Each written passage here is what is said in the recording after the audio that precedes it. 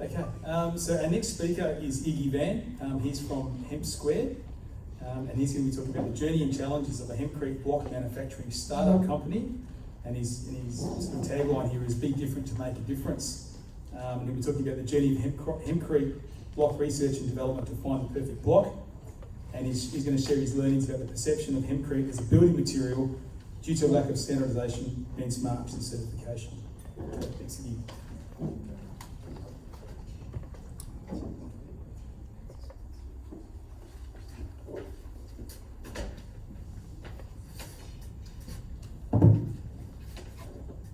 I'm quite nervous standing here. It's been a while that I've been doing some public speaking, but this was too great an opportunity for me to pass to share a journey with you. I had a conversation about 3 years ago with my daughter. She was 16 years old, and at the time I did not have a job, and I said to her, what makes you tick? What is it that's important for you? And she said, I'm really worried about climate change. It's something that I want to make a change. And through the conversation, she basically implied, shouldn't you? And I thought, my generation has made some mistakes, and maybe I can do something to help out. So I wanted to use my skills for good, and that's why I'm standing here today. I want to talk to you about why I want to use hemp blocks, why I started going to hemp blocks. And I also want to talk about the needs for standards and benchmarks.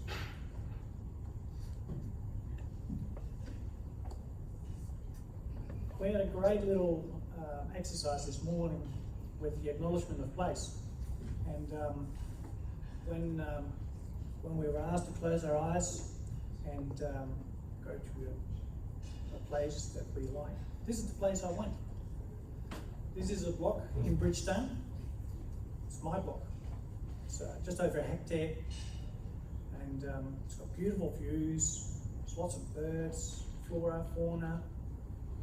It's cold mornings. You see the damp rising. It's my retreat, my place where I am at ease. But when I want to sleep there in my swag, I can't. There is not one flat bit on the land. On average, I have a slope of 1 in 4, or that's 14%, or 14 degrees, or 25%. It's pretty steep.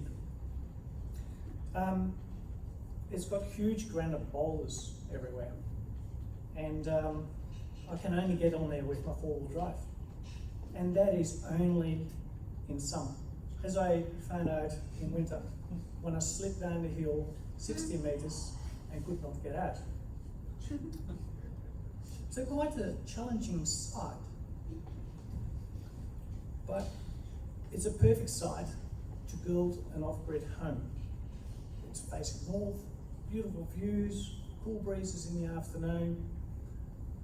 So I thought this is going to be fantastic.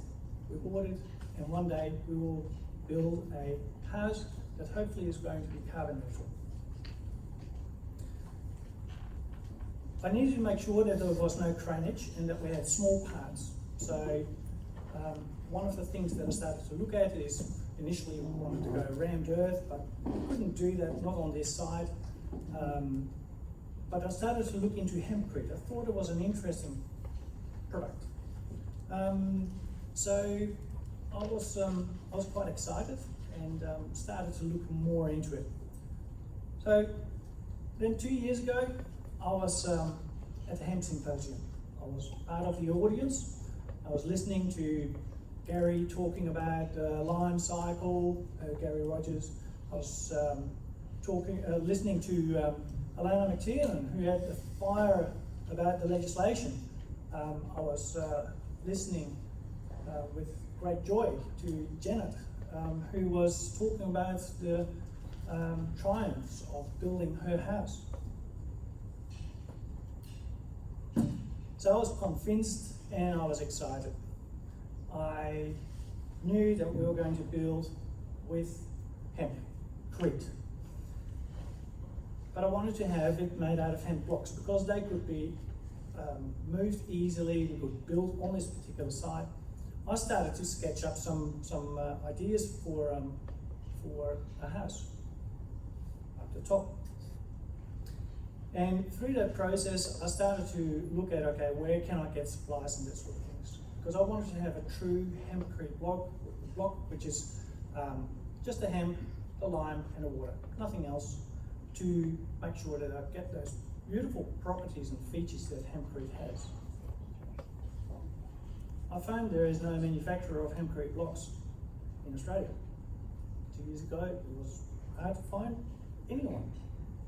So I made the decision to start making them myself. That started the journey to where I am now. And that journey was research. Research.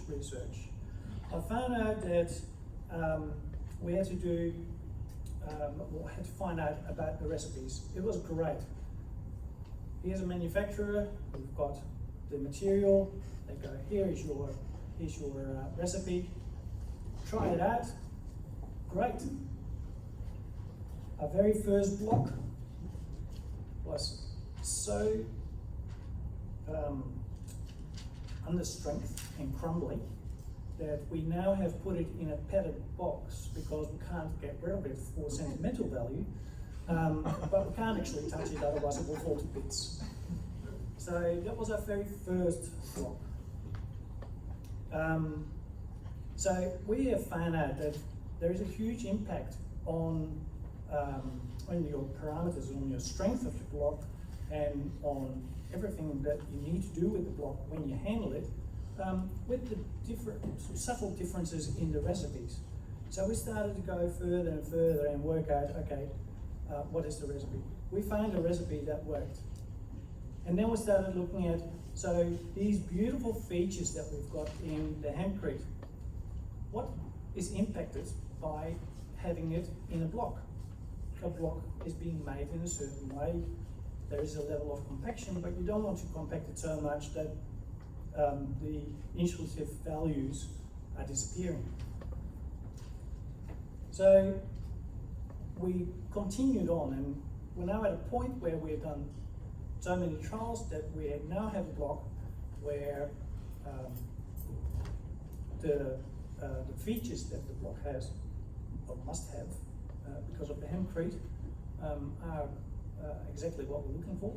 But also the block is able to be manhandled, is able to be built with, has got quite strict dimensional values, all these sort of things that we're looking at.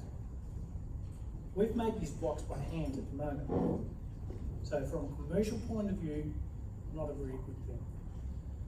However, we then started looking at, okay, can we automate this, make it more efficient? And yes, we can. So we're now at a point where it's going towards a semi-automated or even an automated version of making these blocks. But we're going to start off small because there is much more research that needs to be done.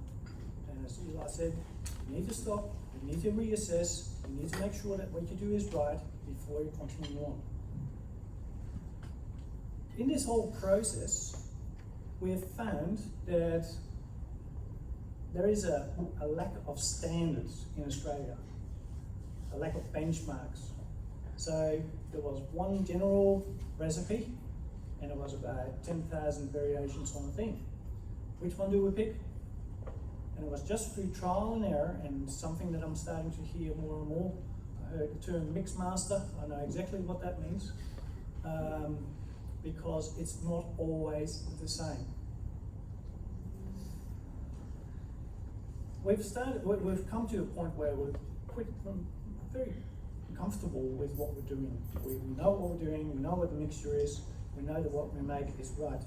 We've also started looking at how do we apply these blocks, how can we make this something that people can use, make it commercially viable, and what sort of things can we use it for, renovations, new buildings, all those sort of areas.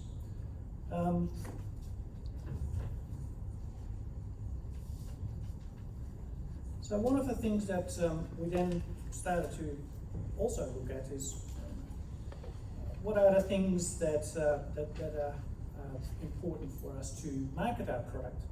And one of the things that we asked people is, what would hold you back to use Hempcrete?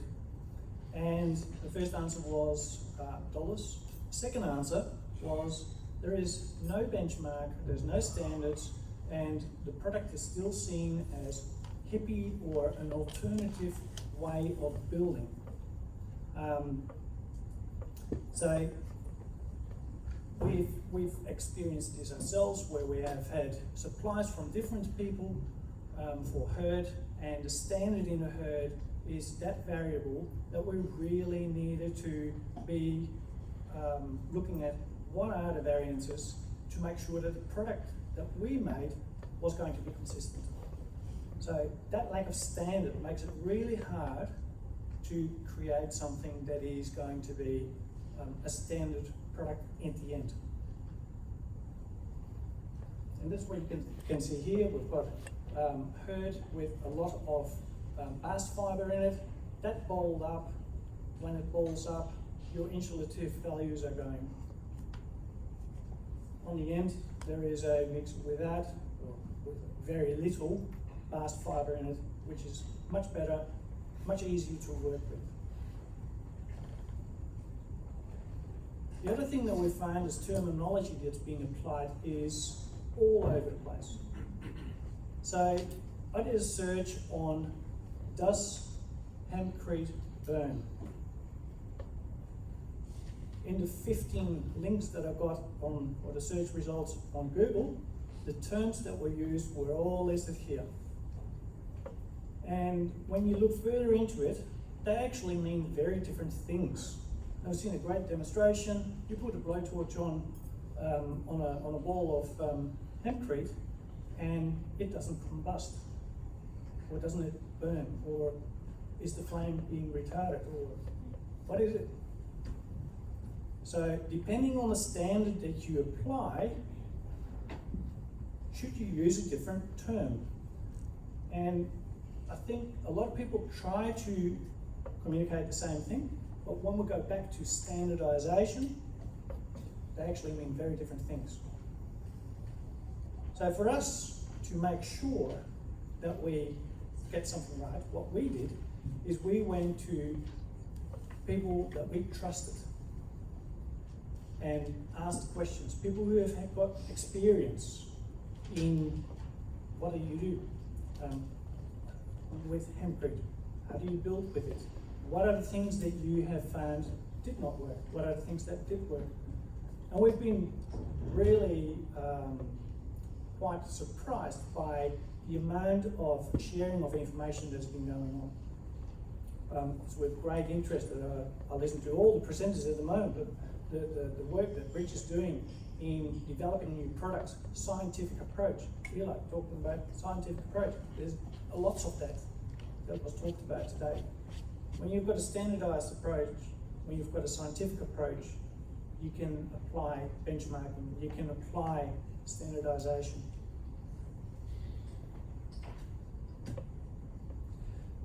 So for us, it's been quite a journey. And one of the things that really what we try to do is, from now on, is to make sure that we will continue in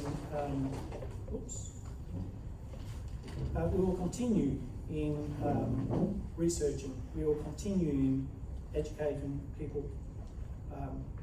We want to help experts with our learnings. We're not experts, but we have made learnings, and we can help others with that to get meaningful benchmarks and standards developed. They need to be meaningful. They shouldn't be restrictive. They should create a standard. To make the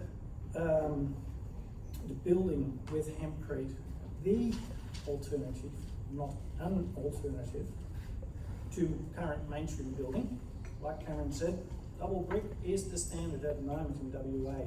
It would be great if building with hempcrete products or hemp products, a mainstream alternative would be fantastic.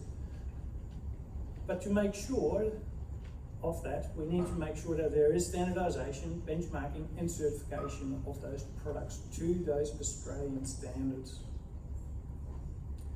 Within Hemp Squared, we will continue researching and developing the products, and we will also have a look at what more applications and methodologies we can apply. We will share the outcomes and the learnings with others, and we will also educate the public, which is a very important part of the growth in the hemp industry. We will assist others with the development of standards if there is a requirement for our contribution. One of the things that I hope that you get out of this is that you can see that there is always a journey, and we've heard it with Cameron and many people, there's a journey to where we got. But then there's also a point where we need to go, hey, let's take a step back, have a look, what works, what's missing, fill the gap, do something with it. And I hope that you will find that as important as I do, especially when it comes to standardisation, benchmarking and certification of Hempcrete products. Thank you.